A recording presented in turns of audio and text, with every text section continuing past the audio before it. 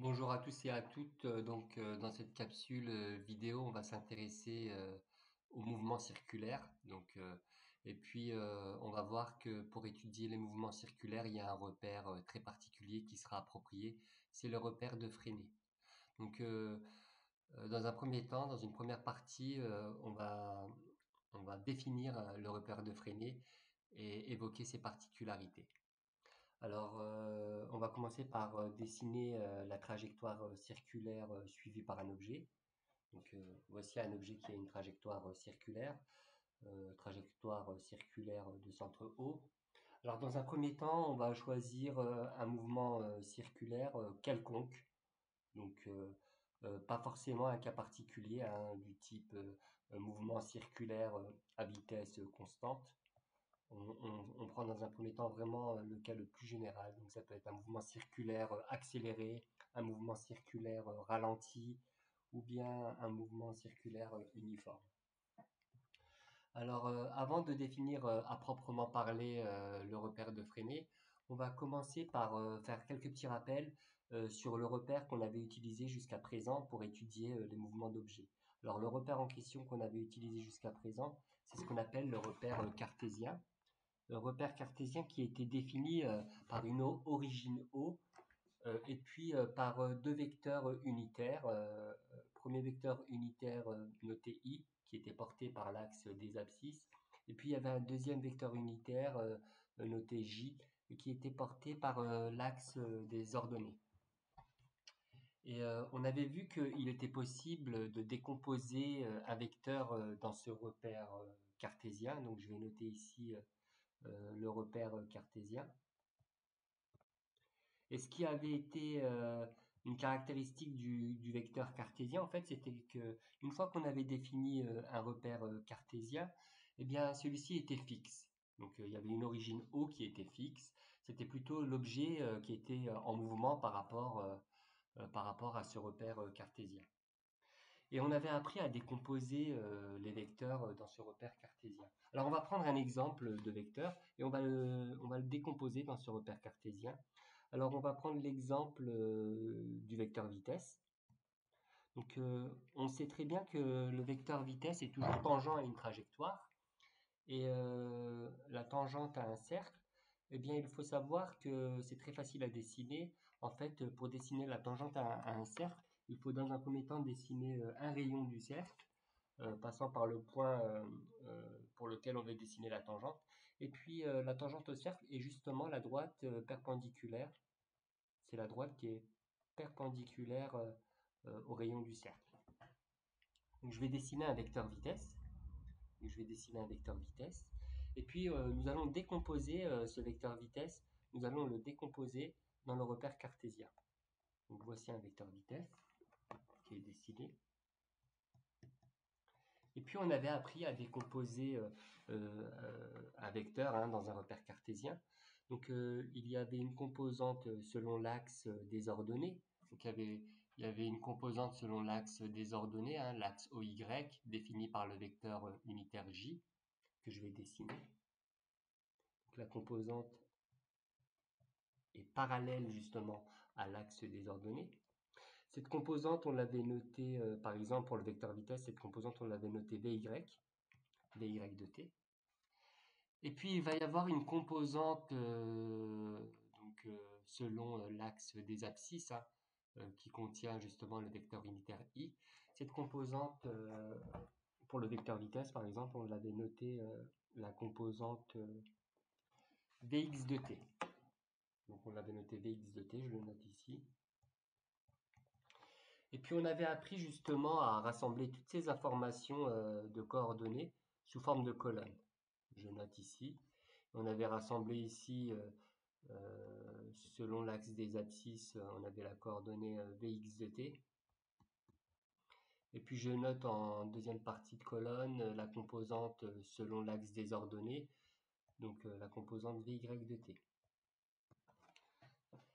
Et il faut savoir aussi qu'il y a une écriture totalement équivalente. Hein. Il y a une écriture qui est totalement équivalente à celle d'écrire les coordonnées sous forme de colonne. Donc il y a une écriture totalement équivalente qui est d'écrire que le vecteur V de t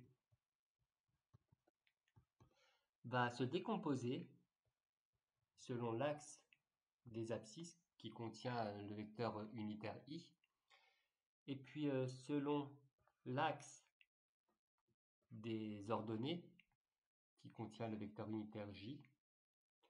Et donc on note la composante selon l'axe des abscisses, donc, et selon l'axe des ordonnées. Donc le point qui se trouve ici et ici, c'est une multiplication. Donc voici deux écritures totalement équivalentes, hein. Ces deux écritures-là, je note ici, ces deux écritures de coordonnées, l'une sous forme de colonne ou l'une sous forme de décomposition sur les vecteurs unitaires, hein, sont totalement équivalentes. Alors il va falloir ne pas oublier cette caractéristique qu'on avait déjà définie pour le repère cartésien, car on va retrouver une écriture semblable au niveau du repère de Freinet. Mais qu'est-ce que le repère de Freinet? Alors le repère de Freinet, ce qui le caractérise, c'est la chose suivante. Donc ce qui le caractérise, c'est que, alors je remonte ici, alors contrairement au repère cartésien, qui est un repère qui est fixé une bonne fois pour toutes, eh bien le repère de Freinet, lui, au contraire, va suivre l'objet. C'est un repère qui va être collé à l'objet qui se déplace. Par exemple, à un moment donné, l'objet va se trouver à cet endroit-là, à une certaine date. Eh bien, lorsque l'objet se trouve à cet endroit-là, eh bien le repère de Freinet va aussi se trouver à cet endroit-là. Alors le repère de Freinet sera aussi défini par deux axes. Donc il y a un axe défini selon la normale au cercle. Alors il faut savoir que la normale à un cercle, c'est une direction selon le rayon du cercle. Donc il va y avoir un axe défini selon la normale au cercle. Cet axe va porter un vecteur de longueur 1. Cet axe va porter un vecteur de longueur 1, donc un vecteur unitaire qu'on note par exemple, qu'on peut noter U de n, n comme normal. Il va y avoir un deuxième axe, selon la tangente au cercle qui passe par le point en question. Donc, c'est très facile de dessiner la tangente à un cercle, hein, comme on a évoqué précédemment. La tangente à un cercle est la perpendiculaire au rayon. Donc, c'est toujours perpendiculaire au rayon. Et puis, dessinons ce deuxième vecteur unitaire. Hein, dessinons le vecteur unitaire porté par la tangente au cercle, et donc orienté dans le sens du mouvement. Hein. Donc, j'ai dessiné la petite flèche ici, la petite flèche de déplacement. Donc, le vecteur unitaire tangentiel, qu'on note U de t, et donc de direction tangente à la trajectoire et dans le même sens que le sens de déplacement. Alors, par exemple, le point M, à un certain moment, se trouve ici, et puis le point M se déplace. Donc, le point M se déplace le long de la trajectoire. Et donc, il peut se trouver à cet endroit-là à un moment donné. Donc, à un moment donné, il peut se trouver aussi à ce point-là. Eh bien, à ce point-là, lorsque l'objet va se trouver à cet endroit, eh bien, le repère de Freinet va aussi se trouver à cet endroit-là. Donc, il y aura les fameux deux axes. Donc, l'axe selon la normale, qui va porter le vecteur unitaire normal, U de n. Et puis, il va y avoir l'axe tangent, qui contiendra donc le vecteur unitaire de longueur 1, donc tangentiel, donc le vecteur unitaire qu'on note U de t. Donc voici définie la particularité donc, du repère de Freinet. Donc en résumé, le repère de Freinet, c'est deux particularités. Première particularité, c'est un repère qui n'est pas fixe, c'est un repère qui se déplace, donc qui est collé à l'objet. Et il est défini par deux axes. Hein. Il est défini par deux axes, ce repère. Il y a un axe normal et puis il y a un axe tangentiel. Alors voyons voir la suite. Donc dans la suite, au niveau du paragraphe 2, on va s'intéresser à la décomposition. Donc on va s'intéresser à la décomposition, donc je vais noter grand 2 ici. Donc on va s'intéresser aux coordonnées donc, du vecteur vitesse. Donc les coordonnées du vecteur vitesse et du vecteur accélération. Donc dans le repère de Freinet. dans le repère de Freinet. Pour un mouvement circulaire quelconque. Donc pour un mouvement circulaire. Donc le seul critère limitatif, c'est que la trajectoire, ça doit être un cercle. Alors quel est le résultat qu'on va établir dans les minutes qui suivent? Alors on va commencer par dessiner une trajectoire circulaire de centre O. Et puis on va choisir un mouvement vraiment quelconque, hein, donc un objet qui n'a pas forcément un mouvement à vitesse constante, hein. Donc ce n'est pas forcément un mouvement circulaire uniforme. Et puis on va dessiner, lorsque l'objet se trouve ici par exemple, on va dessiner le repère de Freinet. Donc il y a un premier axe que je dessine ici, hein. Je dessine le vecteur unitaire, normal. Et puis je dessine le vecteur unitaire tangentiel. Je dessine aussi le vecteur unitaire tangentiel, donc U de t. Et puis on va dessiner un vecteur vitesse. Donc on va dessiner le vecteur vitesse, lorsque l'objet se trouve à cet endroit-là. Alors le vecteur vitesse, hein, il est tangent à la trajectoire. Donc le vecteur vitesse est toujours tangent à la trajectoire. Donc il est orienté selon la même direction. Donc la particularité du vecteur vitesse, en fait, au niveau du repère de Freinet, la particularité du vecteur vitesse, c'est que le vecteur vitesse, il est aussi tangent à la trajectoire. Et donc en fait, le vecteur vitesse que j'ai dessiné ici en rouge, ce vecteur vitesse aura uniquement une composante selon l'axe, selon la tangentielle en fait. On voit que ce vecteur vitesse là n'a pas de composante selon U de n. La composante selon U de n vaut 0, il n'y a pas de composante. Donc étant donné que le vecteur vitesse v de t, étant donné qu'il est collinéaire, collinéaire au vecteur unitaire U de t, il y aura une unique composante selon la tangentielle. Alors notons ce résultat. Notons ce résultat. Donc le vecteur vitesse v de t. Donc alors au niveau de la composante selon la normale, il n'y aura pas de composante selon la normale. Donc dire qu'il n'y a pas de composante, ça équivaut à dire que la composante vaut 0. Et puis la composante selon la tangentielle, dans le repère de Freinet, eh bien il va y avoir une composante, hein. Il va y avoir une composante selon la tangentielle. Et on voit que cette longueur-là, hein, justement la longueur du vecteur vitesse, va être proportionnelle à la valeur de la vitesse. D'accord? Donc résultat à savoir, la composante selon la tangentielle, hein, ça va être v de t en fait. Alors on peut noter de manière équivalente à ce qu'on avait fait pour le repère cartésien, on peut exprimer le vecteur vitesse dans le repère de Freinet et indiquer cette décomposition. Donc il y a une composante selon la tangentielle et puis une composante selon la normale, sachant que la composante selon la normale vaut 0 et que la composante selon la tangentielle vaut v de t. Donc on peut noter cela de la manière suivante. V de t égale V de t fois U de t. Donc j'encadre le résultat. Et essayons de voir pour le vecteur, essayons de voir la décomposition du vecteur accélération. Alors pour le vecteur accélération, on va prendre un autre point. Donc l'objet se déplace, se déplace, se déplace, se déplace. Puis on va imaginer qu'il arrive par exemple à un certain moment à cet endroit-là. Donc on va imaginer qu'il arrive à cet endroit-là, l'objet. Donc on va noter m de t. Et puis on va représenter le repère de Freinet à cet endroit-là. Donc le repère de Freinet, il est défini par un vecteur unitaire normal,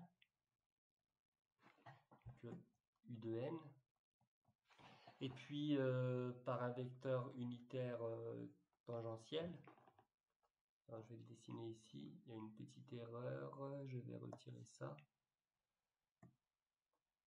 Puis ça aussi. Donc il y a un vecteur unitaire tangentiel que je dessine là. U de t. Et enfin, on va dessiner ce fameux vecteur accélération, donc le cas le plus général, hein, le cas le plus quelconque. Alors on va dessiner un vecteur accélération comme cela par exemple. Donc un vecteur accélération A de t.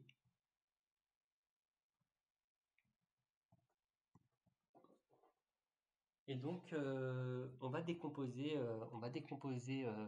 ce vecteur accélération A de t dans le repère de Freinet. Donc repère de Freinet défini par les vecteurs unitaires U de n et U de t. Alors c'est très simple. Donc, la composante selon... alors il faut dessiner des petits pointillés. Il faut dessiner des petits pointillés qui sont parallèles à U de t. Et puis on peut lire donc sur cette longueur-là, toute cette longueur-là correspond justement à la composante selon la normale. Donc, je vais noter ici peut-être avec des petites accolades. Donc cette coordonnée-là, c'est la composante selon la normale, on note ça A de n. Et puis enfin, on peut aussi décomposer selon la tangentielle, hein. On peut décomposer ce vecteur accélération selon la tangentielle. Donc il suffit de dessiner, alors je prolonge ici la tangentielle, et il suffit de dessiner donc en pointillé la projection orthogonale de ce vecteur. Et puis donc on peut lire au niveau de cette longueur-là, on peut lire la composante tangentielle. Donc je note ça comme cela, avec des accolades, la composante tangentielle. C'est toute cette longueur-là. Alors comment noter cela? Comment noter ce résultat? Alors on peut noter du coup que le vecteur accélération, lui va avoir deux composantes. Donc on est dans le cas le plus général, il va avoir deux composantes. Donc une composante selon la tangentielle, qu'on note accélération tangentielle. On verra son expression tout à l'heure justement, l'expression de la coordonnée selon la tangentielle. Et puis il y a une composante selon la normale. Donc une composante selon la normale qui est égale à la valeur de la vie, qui est égale, alors on va la noter dans un premier temps, on ne va pas tout de suite donner son expression, on va juste indiquer sa notation générale, donc c'est l'accélération normale. Alors, il y a une manière équivalente d'écrire ce qu'on vient de noter hein, concernant les coordonnées du vecteur d'accélération. On peut aussi noter du coup, donc il y a une composante selon la tangentielle. Donc le vecteur d'accélération peut se décomposer au niveau des vecteurs unitaires U de t et U de n. Du coup, on peut noter les coordonnées sous cette forme-là aussi. Donc plus U de n. Donc la composante selon la tangentielle, eh bien c'est A de t. Et puis la composante selon la normale, on la note de manière générale A de n. Eh bien, il y a des formules qui permettent de donner l'expression de l'accélération tangentielle. Cette formule, c'est dv sur dt. Donc l'accélération tangentielle est égale à la dérivée de la valeur de la vitesse par rapport au temps. Et puis l'expression de l'accélération normale, c'est la valeur de la vitesse au carré divisé par le rayon de la trajectoire. Alors je vais représenter le rayon de la trajectoire, ça n'avait pas été fait. Le rayon de la trajectoire joint le centre du cercle, donc à un point situé à la surface du cercle. Donc voici le rayon de la trajectoire. Et donc il me semble que c'est tout pour cette partie-là. Voir si je voulais ajouter autre chose. Non, donc voici pour la partie numéro 2 les principales informations qui étaient à communiquer. Donc dans cette partie grand 2, on a vu la décomposition du vecteur vitesse dans le repère de Freinet. Et puis on a vu aussi la décomposition générale, hein, dans le cas général, la décomposition du vecteur accélération dans le repère de Freinet, avec une composante tangentielle et puis une composante normale. Alors troisième partie, on va étudier un cas particulier au niveau du mouvement circulaire pour la troisième partie. on va s'intéresser au cas particulier, donc je vais noter cela grand 3. On va s'intéresser au cas particulier, alors toujours un mouvement circulaire en fait, donc le cas particulier du mouvement circulaire uniforme. Alors on va voir qu'est-ce que ça veut dire uniforme. Alors uniforme, je vous le dis tout de suite, ça veut dire que la valeur de la vitesse est constante. La valeur de la vitesse, pas autre chose. La valeur de la vitesse est constante. Alors je vais passer ce terme-là. Hop. La valeur de la vitesse est constante. Nous allons voir comment ça se traduit. Il va falloir ne pas se tromper avec un autre concept. Alors on va dessiner une trajectoire circulaire. Donc un rayon, une trajectoire circulaire ici, le rayon du cercle. Et puis lorsqu'il y a un objet qui possède un mouvement circulaire uniforme, au niveau d'une chronophotographie, ça se voit parce que l'espacement, donc on va prendre un objet par exemple qui se déplace, selon ce sens-là, l'espacement entre les points est toujours le même. Donc ça ne transparaît pas forcément toujours très bien moi par rapport au dessin que je suis en train de faire. Mais pour un mouvement circulaire uniforme, l'espace ici à chaque fois est identique. Alors on va dessiner un repère de freinée lorsque l'objet se trouve par exemple à cet endroit-là. Alors je vais dessiner ça comme cela. Donc l'objet par exemple se trouve à cet endroit-là. Alors le repère de freinée avec sa composante, le vecteur unitaire normal. Donc un petit vecteur unitaire ici normal. Ensuite, un petit vecteur unitaire ici, tangentiel, donc le repère de freinée. Et puis le vecteur vitesse, par exemple ici en rouge. Le vecteur vitesse v de t. Et puis le point progresse. Le point progresse, et par exemple, à un moment donné, va se trouver ici. Donc on va dessiner le repère de freinée à cet endroit-là.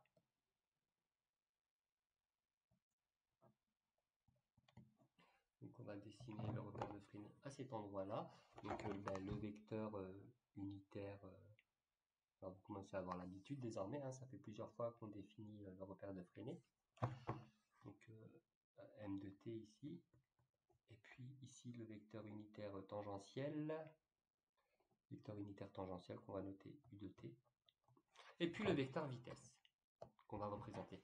Alors lorsqu'un mouvement est circulaire et uniforme, on va dessiner un vecteur tangentiel, toujours, mais de même longueur. Donc ça va peut-être pas très bien transparaître au niveau du dessin, mais à ce niveau-là, je vais dessiner un vecteur vitesse qui va être de même longueur. Par contre, vous constatez qu'il n'aura pas la même direction que tout à l'heure. Donc il reste toujours tangent à la trajectoire. Donc, mais on constate que cette direction-là, c'est pas la même que cette direction-là. D'accord? Alors malheureusement ça apparaît pas très bien, mais je voulais faire un vecteur de même longueur. Alors je vais recommencer ici, je vais peut-être effacer le bout du vecteur. Je voulais faire un vecteur de même longueur que précédemment. Alors, je vais essayer. Hop. Bon, là ça apparaît un petit peu à peu près. On a un vecteur à peu près de même longueur. Donc voilà le vecteur v de t à une date ultérieure. Donc je répète l'information importante. Un mouvement circulaire uniforme, ça veut dire que la valeur de la vitesse est identique. La valeur de la vitesse est identique. Donc en fait, la longueur de ce vecteur vitesse-là est la même que la longueur de ce vecteur vitesse lorsque l'objet a évolué dans sa trajectoire. Par contre, la direction de ce vecteur vitesse, ce n'est pas la même que la direction de ce vecteur vitesse-là. Donc ce ne sont pas les mêmes vecteurs vitesse en fait. D'accord? Mathématiquement parlant, ce vecteur vitesse là n'est pas le même que celui-ci, parce que la direction n'est pas la même. Alors voyons voir et écrivons les résultats importants. Donc on peut écrire que le vecteur vitesse, v de t, donc il possède une unique composante comme précédemment, une unique composante selon la tangentielle. Donc en fait, on peut dire qu'il n'y a pas de composante selon la normale. D'accord? Donc ce terme-là, il n'y est pas. Et autre information aussi, pour le mouvement circulaire uniforme, donc la valeur de la vitesse est constante. Donc on a le droit de noter que v de t égale une constante. Par contre, on n'a pas le droit d'écrire que le vecteur vitesse est une constante. On n'a pas le droit de l'écrire, au contraire. Le vecteur vitesse, il change de direction. Donc ce n'est pas un vecteur qui est toujours le même. Alors, le fait que la valeur de la vitesse est constante, alors nous verrons tout à l'heure comment on peut traduire cela, mais ça va avoir une importance capitale. Alors revenons par exemple, pour cela on va réécrire l'expression générale du vecteur accélération. Alors si on écrit l'expression générale du vecteur accélération qu'on avait écrite précédemment, donc il y avait une composante tangentielle, et puis il y avait une composante normale. Alors la composante tangentielle, on l'avait notée de manière générale A de t, mais on savait que c'était dv sur dt, donc dv de t sur dt, plus précisément. Je dessine une petite réfraction correctement ici. Et puis il y avait une composante normale qu'on avait notée de manière générale A de n, et qui est égale à la valeur de la vitesse au carré divisée par r, le rayon de la trajectoire. Alors la particularité, c'est que du fait que, alors on l'avait noté ici, d'ailleurs je vais reprendre là, du fait que la valeur de la vitesse est une constante pour un mouvement circulaire uniforme, ça va impliquer que la dérivée par rapport au temps de la valeur de la vitesse, eh bien ça va valoir 0. La dérivée d'une constante, ça vaut 0. Ce qui veut dire que dans le cas du mouvement circulaire et uniforme, il n'y aura pas de composante selon la tangentielle. Si bien que l'écriture l'écriture du vecteur accélération dans le repère de Freinet aura une forme simplifiée qui sera égale à v carré sur r u de n. Il y aura une composante uniquement selon la normale. Voyons voir ce que ça donne du coup lorsque l'objet se trouve par exemple ici. Qu'est-ce que ça peut donner comme représentation un vecteur accélération qui n'a pas de composante selon la tangentielle, mais qui a une composante uniquement selon la normale. Et d'ailleurs, une composante, on peut voir ici, cette valeur-là est forcément positive. B carré, c'est positif, et le rayon d'un cercle, c'est positif. Donc forcément, le vecteur accélération, ayant une composante uniquement selon la normale, ça va être un vecteur orienté dans le même sens que U de n. D'accord? Donc ça va être un vecteur, donc le vecteur accélération. Ça va être un vecteur, collinaire et dans le même sens que le vecteur unitaire U de n. Autre information aussi, la valeur de la vitesse étant constante, v carré est une constante, c'est un cercle, donc le rayon est une constante, donc la composante selon U de n est toujours la même, donc toujours la même longueur. Donc par exemple, lorsque l'objet va se trouver à cet endroit-là, eh bien on peut dessiner un vecteur accélération qui sera de même longueur que le précédent qui vient d'être dessiné. Donc voici par exemple le vecteur accélération. Voici donc, je termine ainsi, voici donc une présentation succincte et les principaux résultats à connaître concernant le repère de Freinet. Je vous remercie de m'avoir suivi et surtout n'hésitez pas à reprendre l'ensemble des parties et à faire pause pour vous approprier ces concepts. Merci bien, au revoir.